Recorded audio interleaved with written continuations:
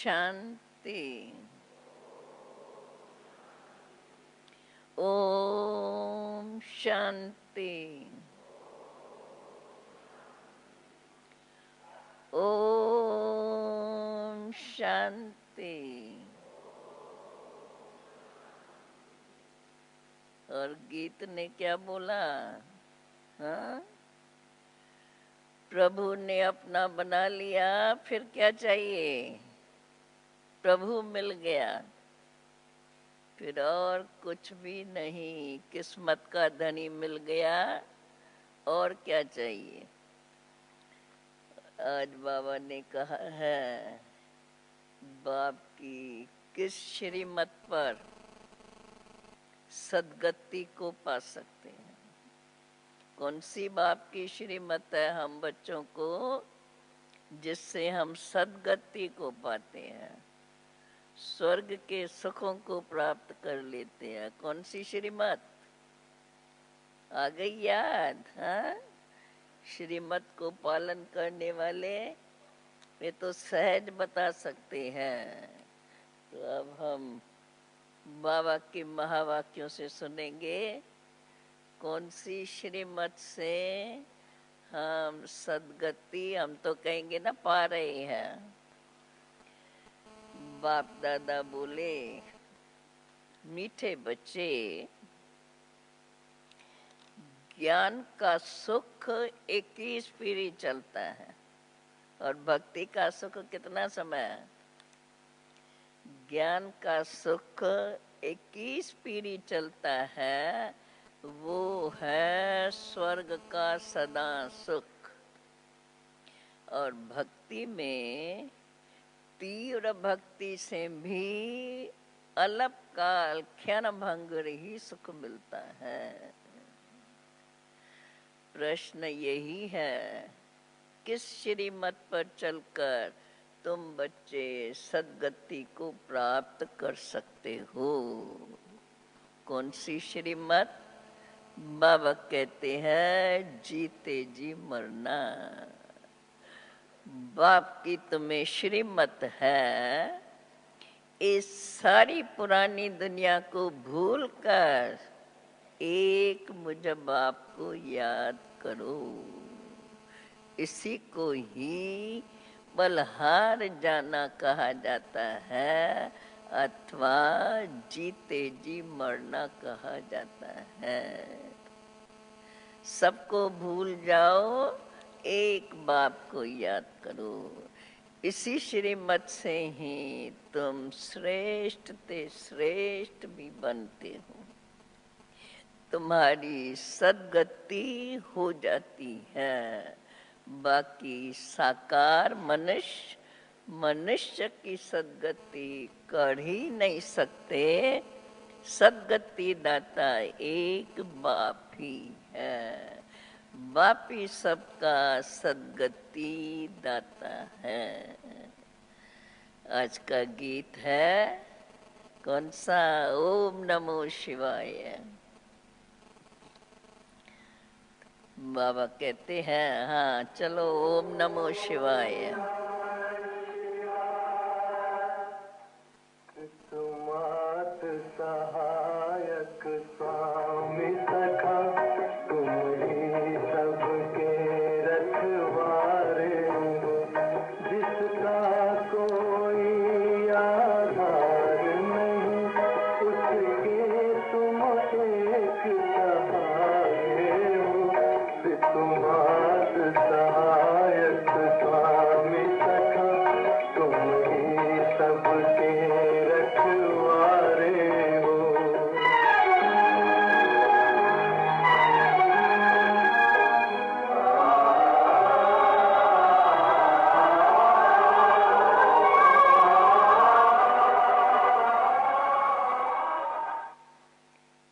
बाबा कहते हैं, ओम शांति, तुम ही सबके रखवाले हो।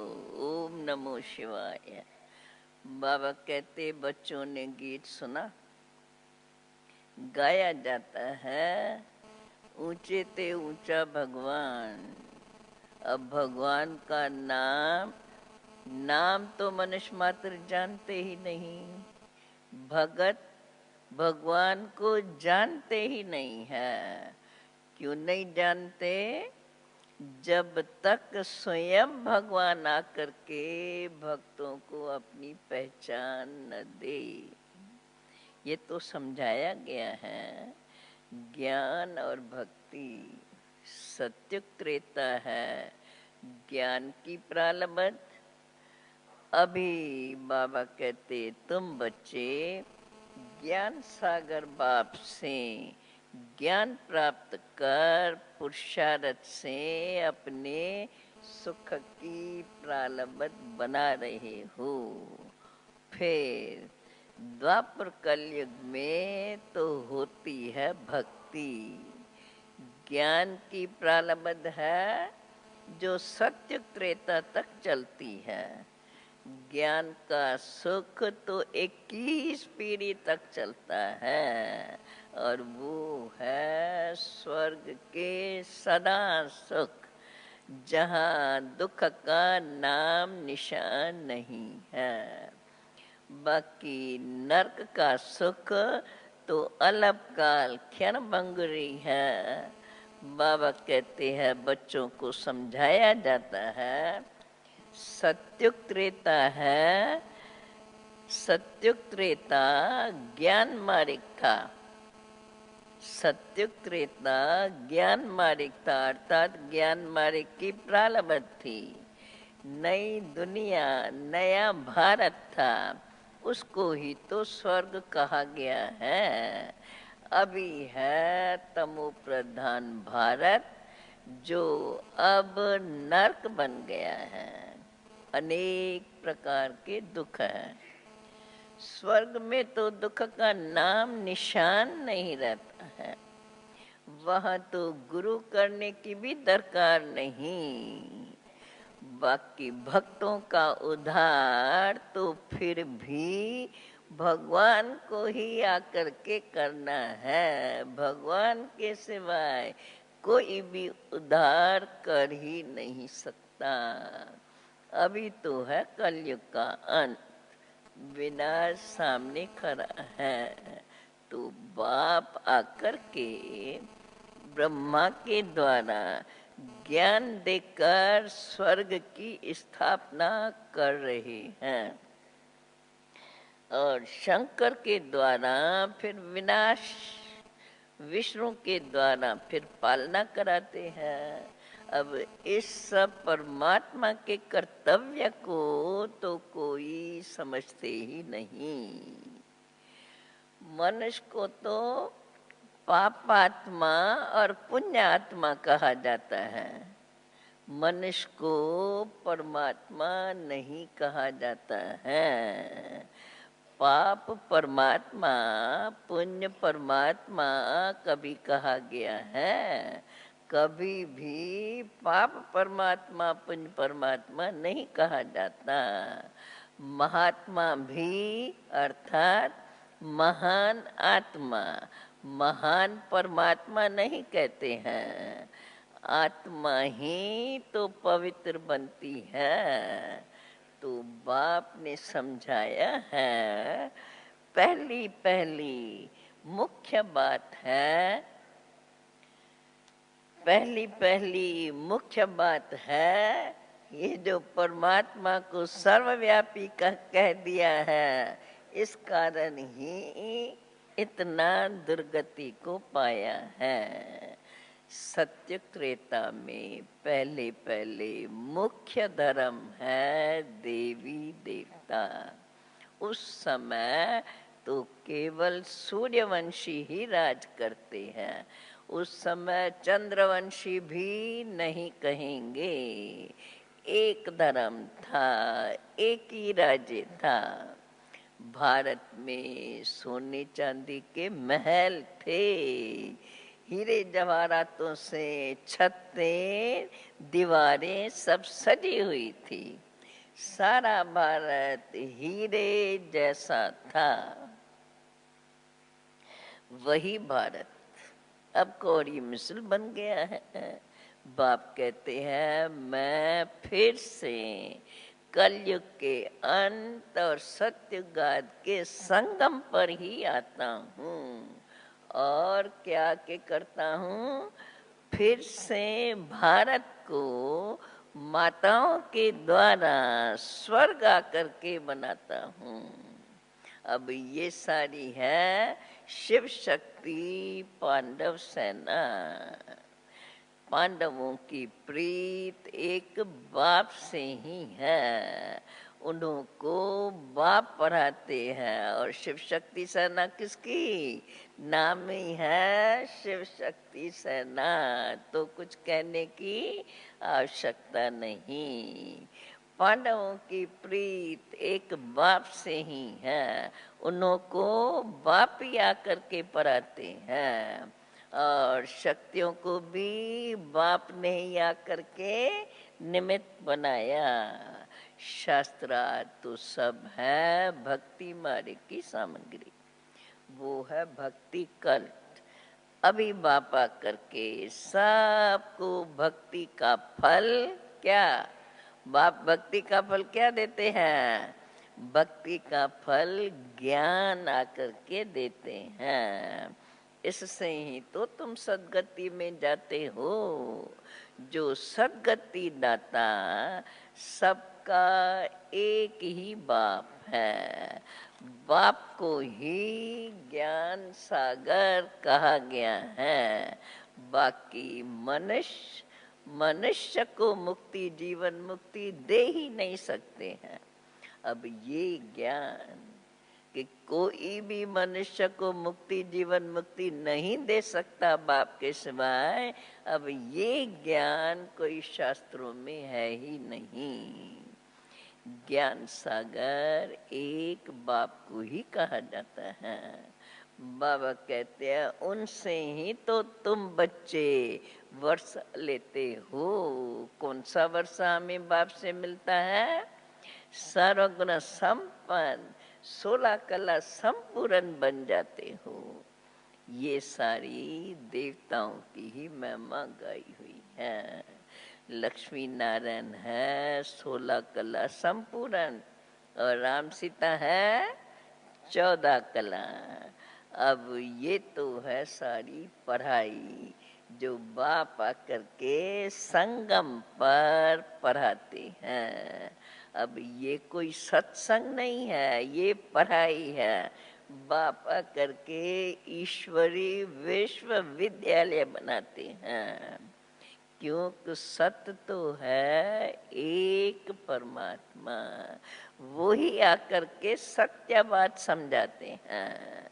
बाकी तो अब है ही ये पतित दुनिया। पावन दुनिया में तो कोई पतित होते ही नहीं।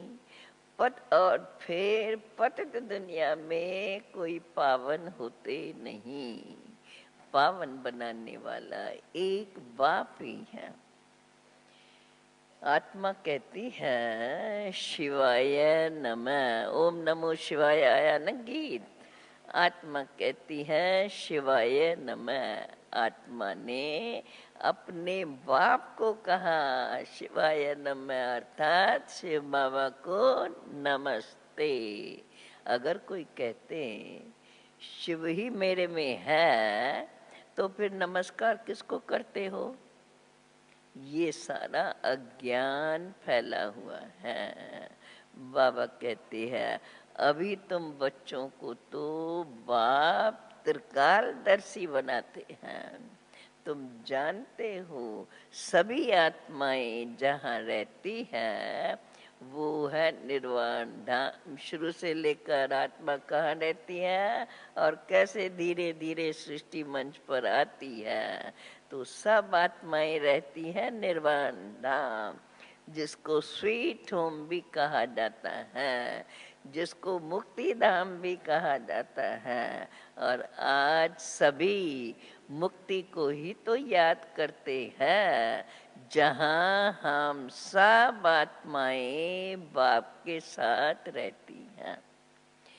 बाबा कहते हैं अभी तुम बच्चे बाप को यथार्थ रीति से याद करते हो और फिर जब सुखधाम में जाएंगे, प्राप्ति है हमारी, जो बाप हमें सुखधाम में भेज देते हैं। पर जब सुखधाम में जाएंगे तो बाप को याद करेंगे? जब सुखधाम में जाएंगे तो बाप को याद ही नहीं करेंगे। अभी तो है ही दुख धाम, दुख धाम में बाप को याद करते हैं और बाप आकर के तुमको सुख धाम में ले जाते हैं। अभी तो सब दुर्गति में ही है। नई दुनिया में यही भारत नया था, उसको ही सुख धाम कहा गया है। उस समय तो सूर्यवंशी चंद्रवंशी राज्य था। सतयुग में सूर्यवंशी राज और त्रेता में चंद्रवंशी राज।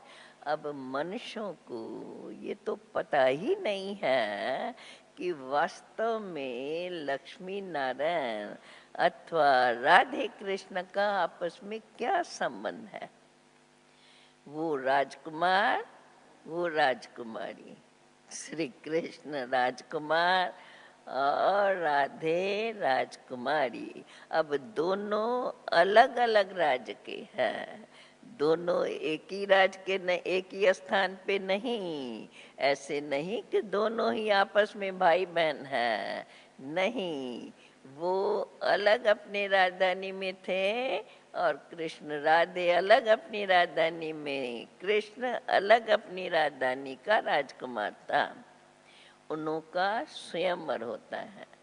स्वयंवर के बाद फिर उनको लक्ष्मी नारायण के नाम से कहते हैं।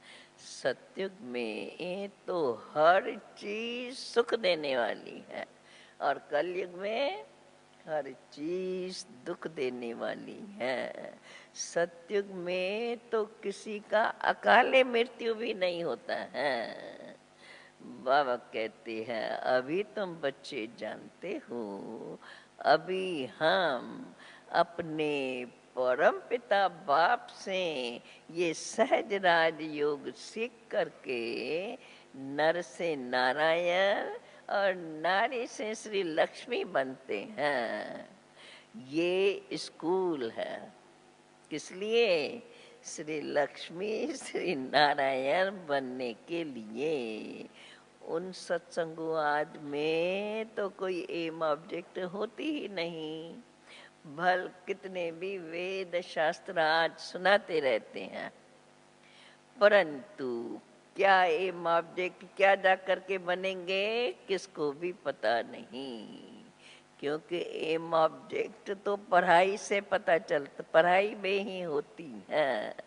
अब बाप के द्वारा तुम बच्चे इस मनुष्य सृष्टि चक्कर को अब पूरा जान गए हो, क्योंकि बाप को ही तो नॉलेजफुल ब्लिसफुल रहम दिल कहा गया है। गाते भी रहते हैं, ओ बाबा आकर के हमें रहम करो। हेवनली गॉड फादर ही तो आकर के इस संगम पर हेवन की स्थापना करते हैं और उस हेवन में बहुत थोड़े से मनुष्य होते हैं। अब इतने सब जिस समय जो मनुष्य दिखाई पड़ते हैं, इतनी सारी संख्या करोड़ों की, अब ये सब कहाँ जाएंगे? बाप सभी को अपने साथ मुक्ति धाम ले जाते हैं। और स्वर्ग में तो सिर्फ कौन होंगे? जो इस समय बाप के द्वारा त्रिकालदर्शी बन के अपनी प्रारब्ध बनाते हैं, वे थोड़े से ही वहाँ स्वर्ग में रहते हैं। क्योंकि स्वर्ग में तो सिर्फ एक भारत ही था और फिर भी भारत ही रहेगा।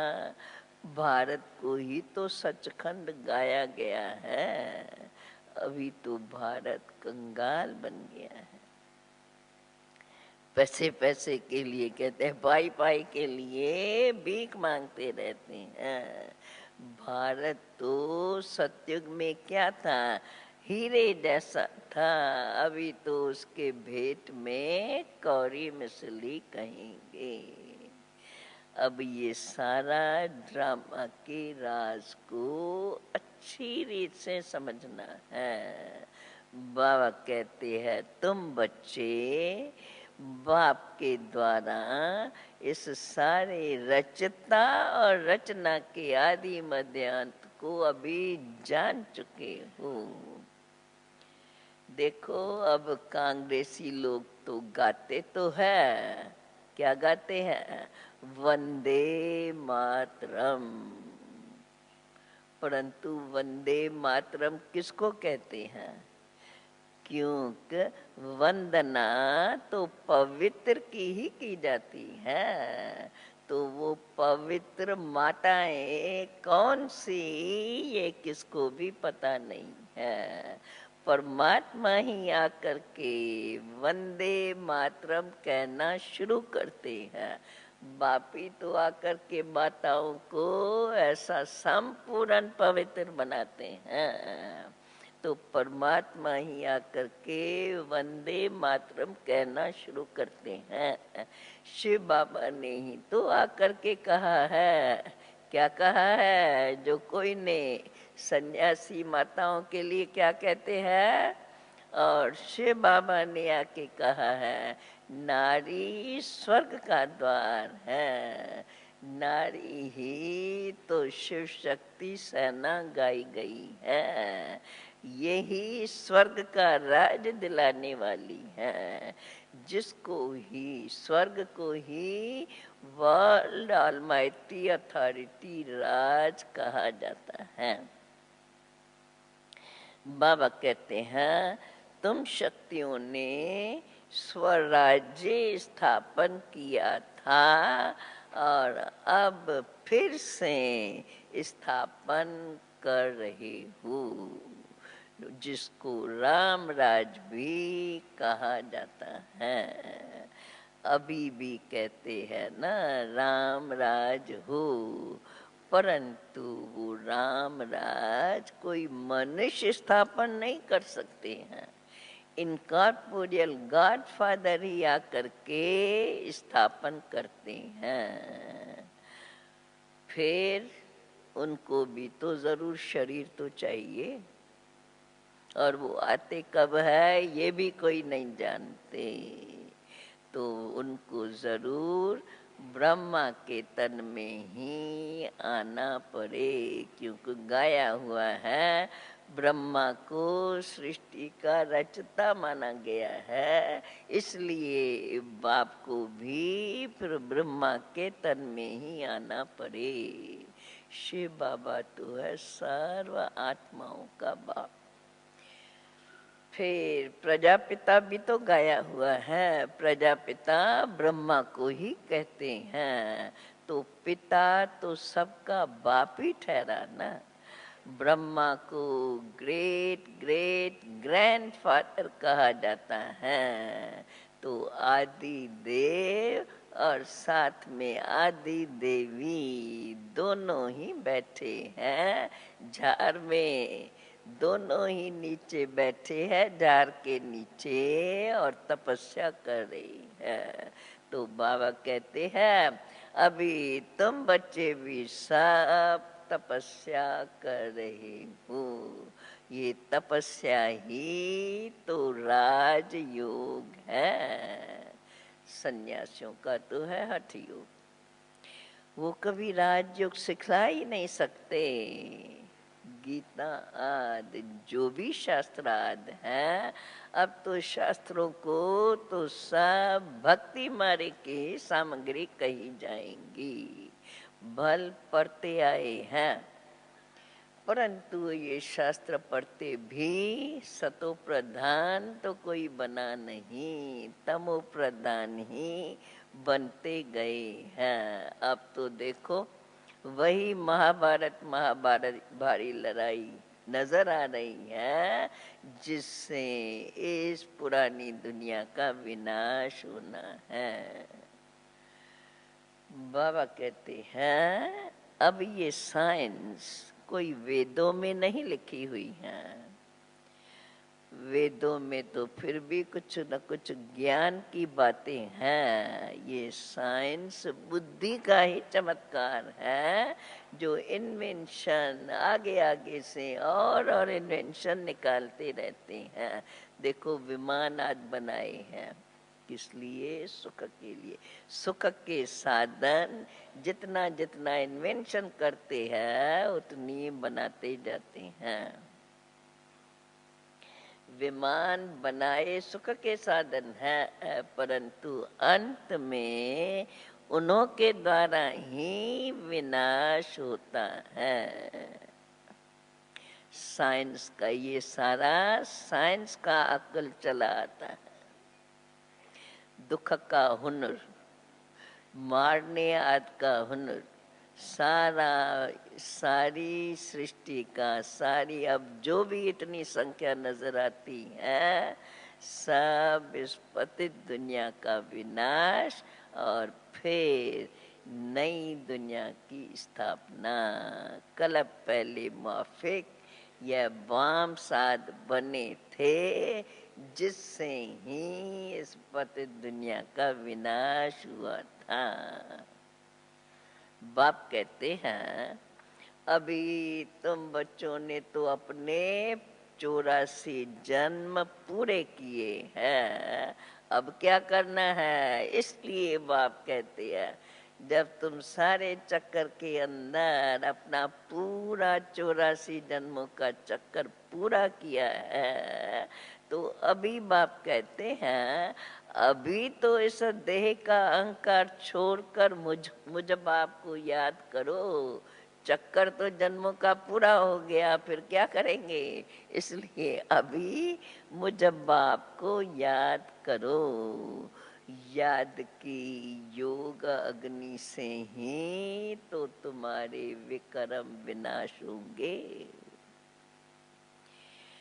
बाबा कहते हैं रावण ने तो तुम सबसे बहुत विक्रम कराए हैं, अब तो पावन बनने का एक ही उपाय है, और वो बाप ही आकर के बताते हैं। वो एक उपाय कौन सा?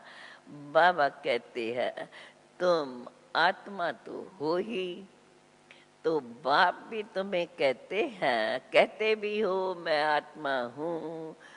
बाप भी तुम्हें वो ही बताते हैं, हे आत्मा अपने को आत्मा समझो, ऐसे नहीं मैं परमात्मा हूँ। देखो कहते हैं जब भगवान को याद करते हैं या कोई किसको दुख देता है, तो जिसको दुख मिलता है वो क्या कहते हैं? मेरी आत्मा को मत रंजाओ, मेरी आत्मा को नाराज मत करो। आत्मा सो परमात्मा कहना ये तो बड़ी भूल हो गई ना। कोई कहता थोड़ी है आत्मा को दुख देते, परमात्मा को दुख देते हो। कहेंगे मेरी आत्मा को दुखी नहीं करो। तो बाबा कहते हैं देखो आम रीति से ये कहते हैं मेरी आत्मा को रंजन मत करो। तो आत्मा सो परमात्मा कहना ये तो बहुत बड़ी भूल हो गई। इसलिए अभी तो कहेंगे क्योंकि भक्ति भी अभी है तमो प्रधान, अंतिम समय की। जो आया उनको बैठ के पूछते हैं। शुरू में भक्ति शुरू हुई तो एक सोमनाथ का मंदिर, एक शिव की भक्ति, धीरे धीरे देवताओं की भक्ति, और अब तो देखो अनेकों की भक्ति, मनुष्यों की भक्ति। जो आया उनको बैठ के पूछते हैं। अव्यभिचारी याद तो एक की ही कही जाएंगी। अव्यभिचारी याद का भी तो अभी अंत हुआ। बाप आकर के फिर से जब अंत होता है तब भक्ति का भी अंत है। तभी बाप आकर के सहज राजयोग अव्यभिचारी याद सिखाते हैं, जिससे सब सदा, जिससे एक बेहद के बाप को याद करो, दूसरा न कोई। बाप कहते हैं, मुझ एक बाप के साथ बुद्धि योग जोड़ने से ही अंत मत्ते सोगते होंगी। पहला प्रश्न याद है ना, जीते जी मरना। तो बाप कहते हैं, मुझे एक के साथ बुद्धि योग जोड़ने से ही अंत मत्ते सोगते हो जाएंगी। बाबा कहते हैं, मैं तो हूँ ही स्वर्ग का रचता। अब तो ये दुनिया है कांटों का जंगल, एक दो में लड़ते झगड़ते ही रहते हैं।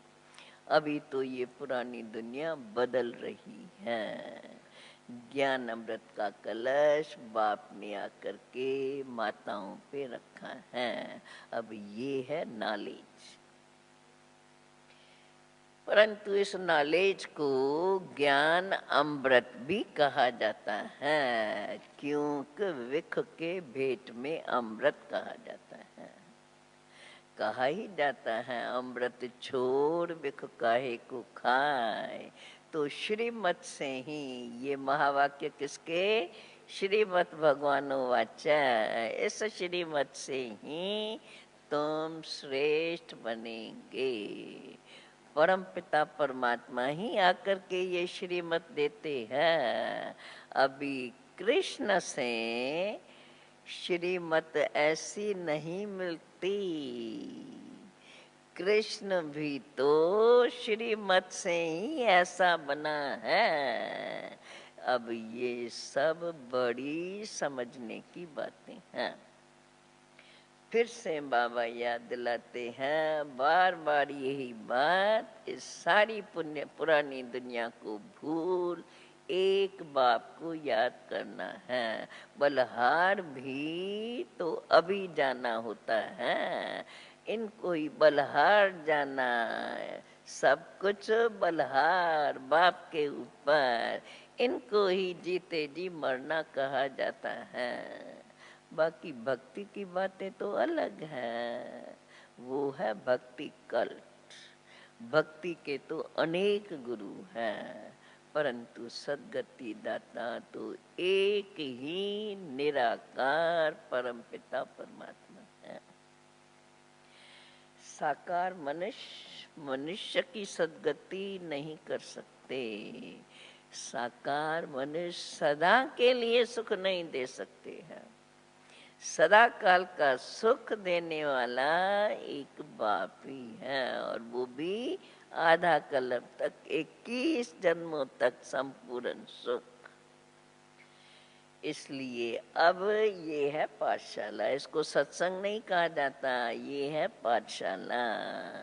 देखो, पाठशाला में एम ऑब्जेक्ट होती है, तो अभी बाप तुम्हें एम ऑब्जेक्ट भी बताते हैं।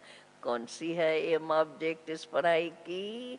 बाप कहते हैं, तुमको इस पढ़ाई से स्वर्ग के सुख मिलेंगे। मैं तुमको सदा काल का वर्षा देता, सदा काल सुख का वर्षा देता हूँ। बाकी तो सब मुक्ति धाम में चले जाएंगे। तो शांति धाम और सुख धाम, और ये अभी है दुख धाम। अब ये सारा चक्कर फिरता ही रहता है। अब फिर से दुख धाम के बाद सुख धाम आने वाला है, और जो अनेक ये आत्माएं हैं वे सब शांति धाम में जाएंगी। अब ये सारा चक्कर फिरता ही रहता है। इसको ही तो स्वदर्शन चक्र कहा जाता है। इस ड्रामा के चक्कर से कोई भी छूट नहीं सकता। एक बार जिसने ड्रामा में अपना पार्ट बजाया, फिर से कोई इस ड्रामा के चक्कर, एक बार पार्ट बजाया तो सारे चक्कर में पार्ट बजाना ही पड़े। फिर इससे हर कलप इसी ड्रामा के अंदर उसको चक्कर में आना ही पड़े। ड्रामा के चक्कर से कोई छूट ही नहीं सकता है। ये बना बनाया अविनाशी पाठ हर एक का बना हुआ है। अभी ये सब बातें बाप अभी तुमको समझा करके और ये सारे सृष्टि चक्कर की नॉलेज तुमको दे करके फिर से मनुष्य से देवता बना रहे हैं। तो ये है सारी पढ़ाई।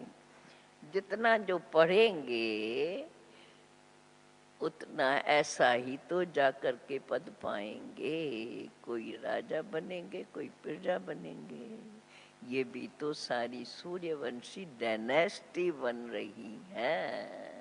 सतयुग में सूर्यवंशी थे तो और कोई नहीं थे। भारत खंड ही ऊंच ते ऊंच सचखंड था। अभी तो कहेंगे झूठ खंड है। इसको ही तो अभी रौड़ और नर्क भी कहा जाता है। देखो, पैसे के लिए, धन के लिए, संपत्ति के लिए कितनी मारामारी लगी हुई है। वहाँ तो कोई अब सत्युग में कोई अप्राप्त वस्तु नहीं रहती जिसकी प्राप्ति के लिए कोई पाप भी करना पड़े। यहाँ तो कितना भी कमाए, कितनी भी संपत्ति, फिर भी चाहिए चाहिए चाहिए तो उसके लिए पाप भी करते रहते हैं। ऐसी भ्रष्टाचारी दुनिया को वापी आकर के फिर से संपूर्ण श्रेष्ठाचारी बनाते हैं इन माताओं के द्वारा। इन्हों को ही बाप ने वंदे मातरम कहा है। ये सन्यासी वंदे मातरम नहीं कहते, उन्हों का तो फिर भी है हद का सन्यास। ये तो है बेहद का सन्यास, सारी पुरानी दुनिया का सन्यास। सारी दुनिया का बुद्धि से सन्यास करना है। उसमें संपूर्ण इच्छा मात्रम अविद्या ऐसा बनना पड़े। शांति धाम, बस इस पुरानी दुनिया का सन्यास करके शांति धाम और सुख धाम को याद करना है। दुख धाम को बिल्कुल भूल जाना है। बाप का ये फरमान है, दुख धाम को भूलो, शांति धाम और सुख धाम को याद करो। ये बाप ही आकर के आत्माओं को समझाते हैं। तुम आत्माएं इन कानों के द्वारा सुनते हो और बाप इन ऑर्गन्स के, शिव बाबा इन ऑर्गन्स के द्वारा तुमको समझाते हैं। वो तो है ही ज्ञान का सागर। रोज रोज नई नई पढ़ाई पढ़ाते रहते हैं। ये कोई बाप तो है ज्ञान का सागर, ये कोई साधु संत महात्मा नहीं जो कोई वेदों शास्त्रों की बैठ करके कथाएं सुनाए। वहाँ तो सब कथाएं लिखी हुई है जो कहानियां बैठ करके सुनाते हैं। बाप तो आकर के सारे सृष्टि चक्र के आदि मध्य अंत की नाले देते हैं, जिसको ही स्वदर्शन चक्र कहा जाता है। तो बाप आकर के तुम बच्चों को स्वदर्शन चक्रधारी बनाते हैं। इसलिए बाबा कहते हैं सदा स्वदर्शन चक्र याद रहे तो फिर अब अंत समय में स्वदर्शन चक्रधारी बनकर और फिर जाकर के सुखधाम में अपनी ऊंची प्रालब्ध प्राप्त करो। अच्छा अच्छा, मीठे मीठे सिकिल दे बच्चों प्रेत मात पिता बाप दादा का याद प्यार और गुड मॉर्निंग रूहानी बाप की रूहानी बच्चों को नमस्ते। रूहानी बच्चों की रूहानी बाप को नमस्ते। अभी फिर से सारी मुरली का धारणा युक्त सार सुनते हैं, छोटी सी 2 पॉइंट्स में। बाप पर पूरा बलिहार जाना है। देह का अहंकार छोड़कर योग अग्नि से विक्रम विनाश करने हैं। दूसरी पॉइंट, एम ऑब्जेक्ट को पढ़ाई है, एम ऑब्जेक्ट को बुद्धि में रखकर पढ़ाई पूरी रीति से पढ़नी है। बने बनाए ड्रामा को बुद्धि में रख स्वदर्शन चक्रधारी बनना है। अभी नियम प्रमाण फिर से वरदान। वरदान है, मेरे को तेरे में परिवर्तन कर। बलिहार जाना है तो मेरे को तेरे में परिवर्तन कर। सदा हल्का रहने वाले डबल लाइट फरिश्ता भव। मेरे को तेरे में परिवर्तन कर, सदा हल्का रहने वाले डबल लाइट फरिश्ता भव। चलते फिरते सदा यही स्मृति में रहे, हम ही फरिश्ते हैं। फरिश्तों का स्वरूप क्या, फरिश्तों के बोल क्या, कर्म क्या, वो याद करते सदा स्मृति में रहे। क्योंकि जब बाप के बन गए, जो भी मेरा मेरा सब कुछ तेरा कर दिया तो हल्के हो गए ना। हल्के बन गए अर्थात फरिश्ते बन गए। इसी लक्ष्य को सदा संपन्न करने के लिए एक ही शब्द याद रहे। कौन सा? एक ही शब्द याद रहे। कौन सा? मेरा कुछ भी नहीं, सब कुछ बाप का है।